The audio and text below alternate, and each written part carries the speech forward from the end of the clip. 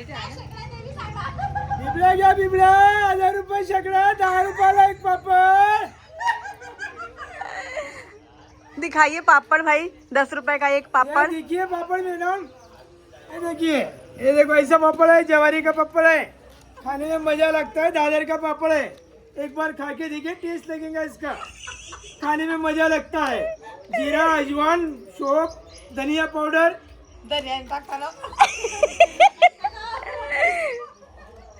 ये देखिए, ये लीजिए, ये लीजिए, ये लीजिए, ये लीजिए. पापड़ तो बहुत बढ़िया है. हाँ.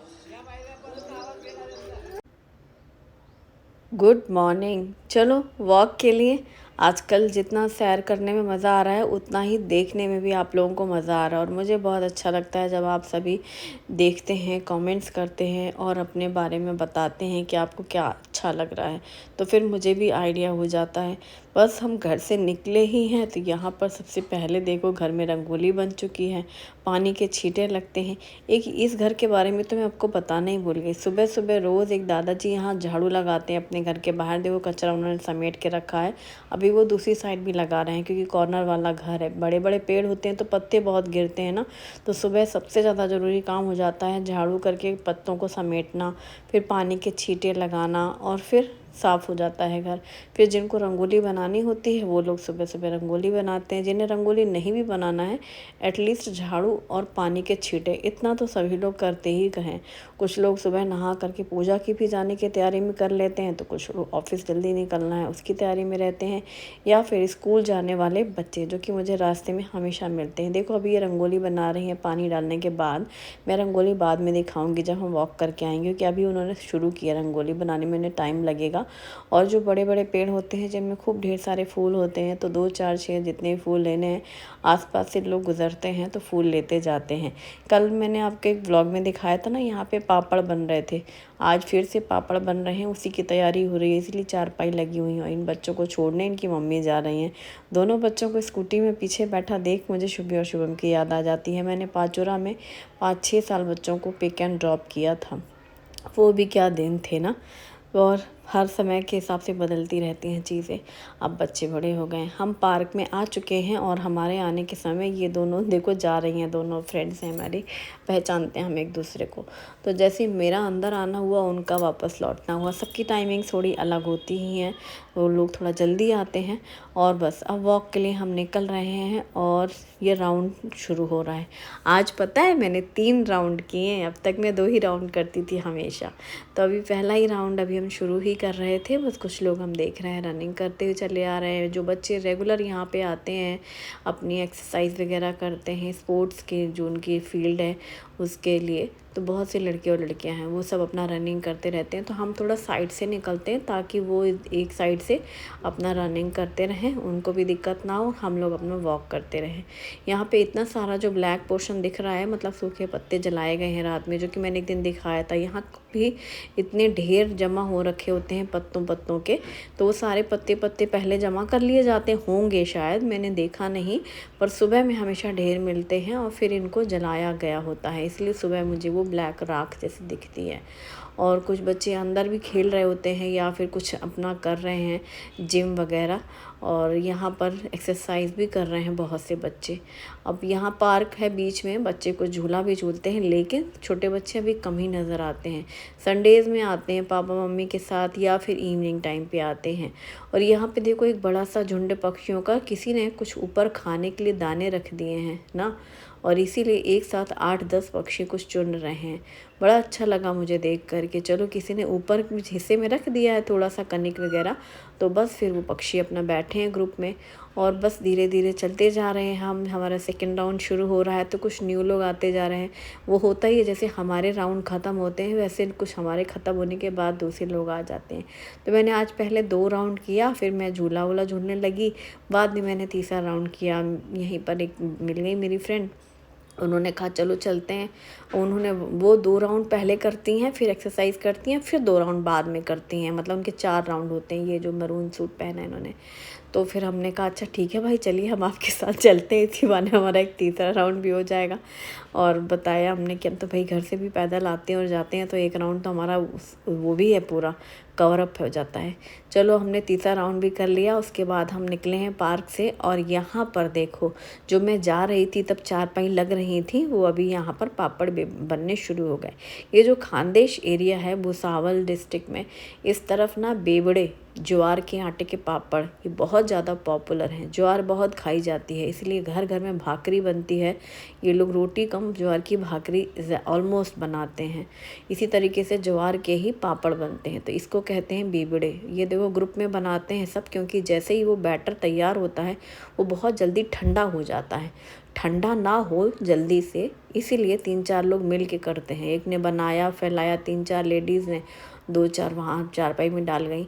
चारपाई में जो कपड़ा फैलाते हैं ये गीला कपड़ा फैलाते हैं, और इन्होंने बताया कि बहुत जल्दी सूख जाता है ये, क्योंकि धूप इतनी तेज़ होती है महाराष्ट्र में, यहाँ भुसावल वाले एरिया में बहुत गज़ब तेज़ भीषण होती है धूप, तो शाम तक सूख जाते हैं। कल जो इन्होंने पापड़ा बनाए थे वो सूख के बिल्कुल पैक हो गए, अभी मैं दिखाऊंगी आपको।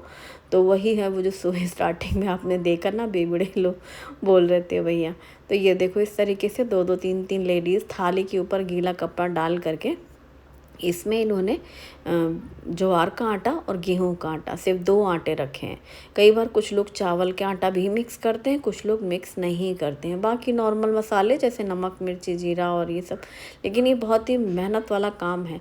सुबह से ये लोग 3-4 बजे उठते हैं, क्योंकि चूल्हा जलाना, बड़े बर्तन को चूल्हे में ही रख सकते हैं, तो उसमें इसको पकाना, फिर उसके बाद झटपट से बनना। ये देखो कल जो बने थे वो ये हैं, इस तरीके से सैंपल है। देखो ये इस तरीके से 6-6 पापड़ का बंच वो लोग बना के रखते हैं सेल करने के लिए, और इस तरीके से लगातार ये बनते चले जाते हैं।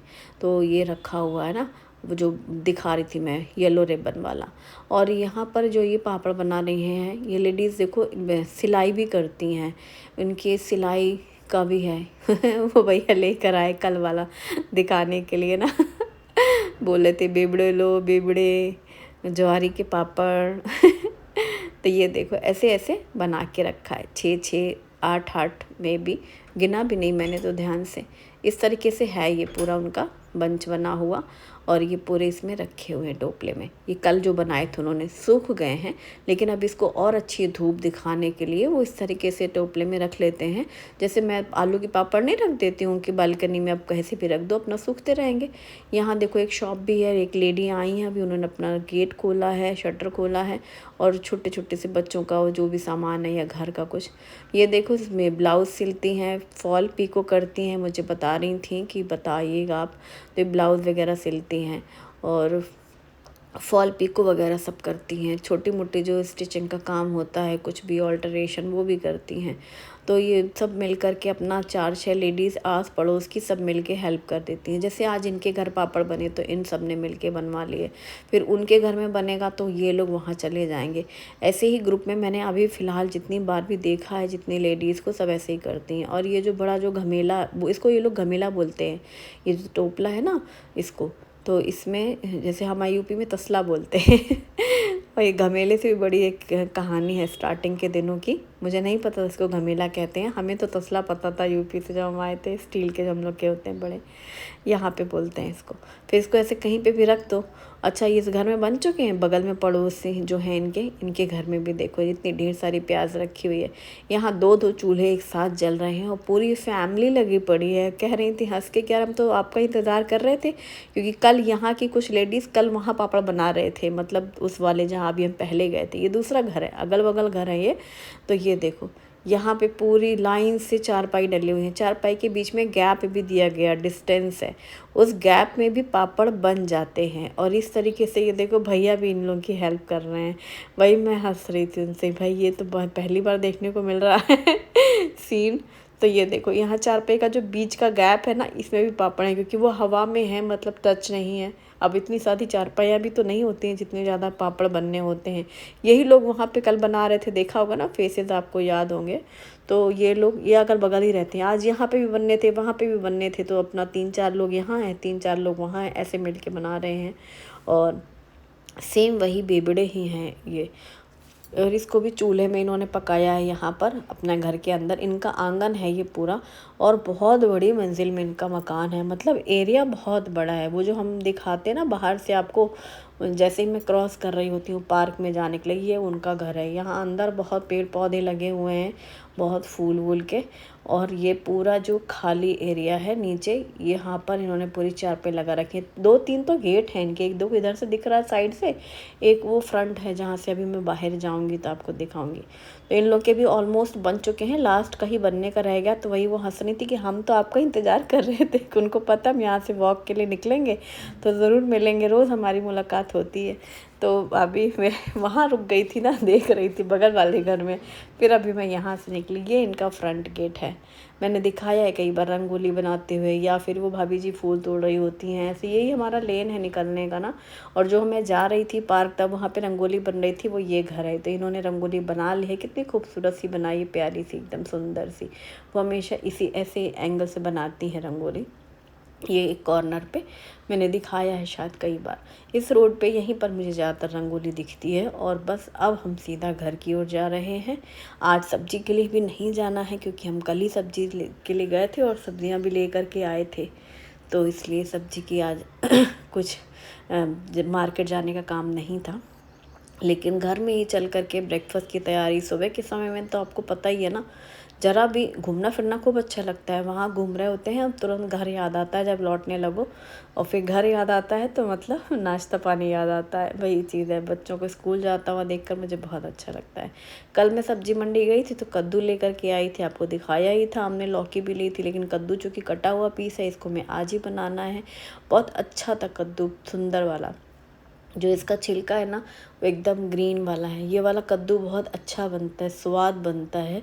और बस इसको मैंने धुल के रख लिया था कल, तो अभी हम झटपट से बना लेते हैं। कद्दू की सब्ज़ी बहुत जल्दी बनती है। आज कद्दू वाली थाली बनेगी या फिर आमरस वाली। जिस दिन बनाई थी तो मैंने पूछा था कि उसके साथ क्या पसंद है पूरी के साथ आपको, तो हम सभी लोग भूल ही गए थे कि भले ही आलू कितना भी अच्छा लगे, पूरी के साथ आमरस अच्छा लगे, खीर अच्छा लगे, श्रीखंड अच्छा लगे, लेकिन कद्दू तो हम लोग भूल ही गए। कद्दू बने और पूरी ना बने, ऐसा तो हो ही नहीं सकता। तो आज हमारे घर में वही हस्बैंड की फेवरेट बनने वाली है भाई थाली। तो जिसके लिए सबसे पहले मैंने लिया है अदरक, हरी मिर्ची, करी पत्ता और जीरे। इनको लिया है ग्राइंडर जार में और इसको एकदम फाइन पेस्ट बना लेंगे। तो अदरक, हरी मिर्ची और जीरा, साथ में करी पत्ता। ये सब्ज़ी बिना प्याज लहसुन की बनती है, बहुत ही ज़्यादा टेस्टी बनती है। ये जीरे राइस या प्लेन राइस के साथ भी ये सब्ज़ी बहुत स्वाद लगती है। पैन में मैंने सरसों का तेल गरम किया है, मेथी दाना डाल करके जो हमने पेस्ट बनाया है वो डाल देंगे, अदरक मिर्ची वाला। फिर इसमें हल्दी पाउडर, धनिया पाउडर, मिर्ची पाउडर, रेगुलर से मसाले, और फिर इसमें कटे हुए पीसेस कद्दू के, साथ में नमक डाल दिया। अब अच्छे से सभी चीज़ों को मिक्स कर लेंगे, कद्दू को अच्छे से भून लेंगे। जो मसाले हैं सूखे मसाले, इनकी अच्छी कोटिंग हो जाएगी। और इसी के साथ इसमें मैंने डाल दिया है जैगरी पाउडर 1 चम्मच, और इसमें 2 बड़े चम्मच डाला है मैंगो प्यूरी, मतलब कच्चे आम की प्यूरी, जो कि मैंने पना बना के रखा है बॉईल करके। वैसे तो इसमें इमली आमचूर पाउडर डालते हैं, या फिर कच्ची कैरी की कलियां डाल दो खट्टेपन के लिए। और मीठे के लिए मैंने गुड़ डाला है, इसीलिए वो पाउडर डाला है गुड़ का। तो उसकी जगह आप चीनी, गुड़, जैगरी पाउडर कुछ भी डाल सकते हैं। और खट्टेपन के लिए इमली, आमचूर या फिर आमचूर पाउडर या कच्ची कैरी कुछ भी डाल सकते हैं। सभी चीज़ें डाल के पानी डाल के मैंने ढक दिया। वहाँ पैन धीमी धीमी आंच पे सब्ज़ी पकती रहेगी। अब बनाती हूँ मैं अपने लिए कच्ची कैरी का पना, जो कि मैं बना के प्योरी रखती हूँ, और बहुत सिंपल तरीका है। और हस्बैंड को भी पीना है आज यही पना तो फिर आज 2 गिलास बन रहे हैं। मैंने यहाँ पर लिया है ब्लेंडर जार में आम पना प्योरी। इसमें डाला है पानी और साथ में आइस क्यूब्स, और इसको ब्लेंडर से ब्लेंड कर लिया है। और झटपट से हमारा कच्ची कैरी का पना तैयार। मुझे सुबह पीना हो या शाम में कुछ मेहनत नहीं करनी पड़ती है, एक बार ही मैं पूरा बॉईल करके रखती हूँ। और बॉईल करके रखने से इसमें किसी भी तरह की स्मेल नहीं आती है। फ्रिज में रखती हूँ, 3-4 दिन आराम से चलता है।